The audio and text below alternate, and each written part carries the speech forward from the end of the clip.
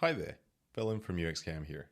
In this video, I'll show you how to build and analyze funnels inside of UXCam, which is perfect for measuring and improving conversion across key user flows within your application. We're going to kick things off by heading over to the Funnels tab and clicking Create Funnel. Now, from here, you'll define your steps. Now, these can be based on either screen visits, custom event, or even app launches. In the example that we're going to look at, I have an application that is an online e-commerce grocery store. So I'm going to create a funnel based on my purchase journey. Step number 1 can be an event for add to cart. Step number 2 can be an event based on adding payment information. And step number 3 will be based on a screen, which is the screen my users go to once they place an order, the place order screen. Now, you can also use the suggested step feature to get recommendations based on common user behavior. And in my case, I'm going to use the event triggered purchase complete as the last step of my funnel. Once we've built out our funnel, there's a few different things we can do. First things first, we can choose whether we want our funnel to follow a specific order, as we've built out right here, step 1, step 2, and step 3, or if we want it to happen in any order.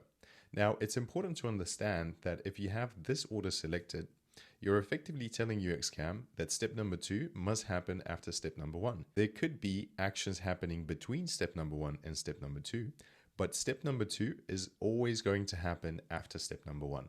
So depending on the funnel you're creating, you might want to pay attention whether you want to measure the funnel in a specific order, like so, or if you want to measure it in any order, meaning that it does not matter when step 2 happens as long as it happens within the session. Now, the next thing is we have to choose our conversion criteria.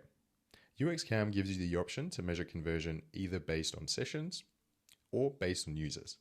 The core difference here is that if we were to select count of sessions, we're telling UXCam that all of the steps within this funnel must be completed within one session. If we choose count of users, however, we can then also choose a conversion window. So if I say that the conversion window for this funnel should be 1 hour, I'm telling UXCam that this funnel, these 4 steps, can be completed in multiple sessions as long as they're all completed within 1 hour. Now, for my example, I'm going to stick to count of sessions instead of count of users. And then if I wanted to, I could also add filters based on specific requirements.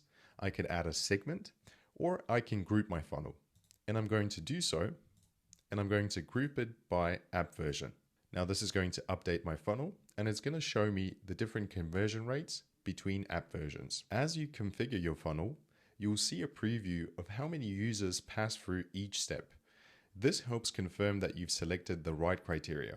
Now, once you're happy with the setup, give your funnel a name and click Create. I'm going to name this Purchase Funnel, and I'm going to save it. Now that we've created our funnel, we can actually take a closer look at the results. At the top right here, you'll be able to see the total sessions that entered the funnel, the overall conversion rate, the number of conversions, as well as the average time to conversion.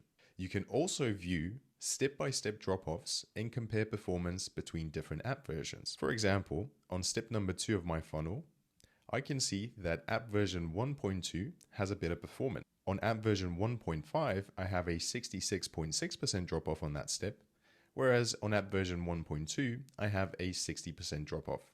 Now, clicking on any step shows you conversion from the previous step or from step 1, helping you pinpoint where users are falling off. You can also click into a step to watch session replays that match specific funnel behaviors. Once you do that, you're going to be taken to the Sessions List tab, where UXCam is automatically going to apply the filters based on the funnel.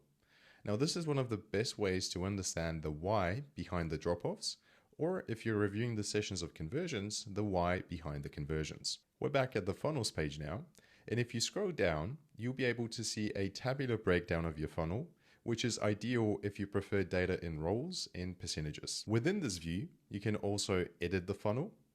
You can change the date range for the funnel. You can duplicate the funnel, or you can even hide the drop-off rates if you prefer a cleaner view. Now, if you're just getting started, you can try our funnel suggestion feature. You'll be asked to simply define a conversion goal, like purchase complete, for example. So I'm going to ask for a suggestion based on an event, which is purchase complete. And UXCam will then automatically suggest common funnel paths to track. From there, you can customize, name the funnel, and save it. This is a great way to create a funnel when you're ideally starting out. But of course, as you go along, you'll be able to modify and customize your funnel to tailor it exactly to your needs. All saved funnels live in the Funnels tab. You can also favorite a funnel, which will automatically push it to the top of the page so you never lose track of that funnel. That is how you build and analyze funnels in UXCam. If you'd like to explore conversion reporting in more depth, check out the companion video linked here. And as always, if you need help choosing between a funnel or conversion report, or interpreting your insights, reach out via the chat bubble or email us at team@uxcam.com. Thank you for watching.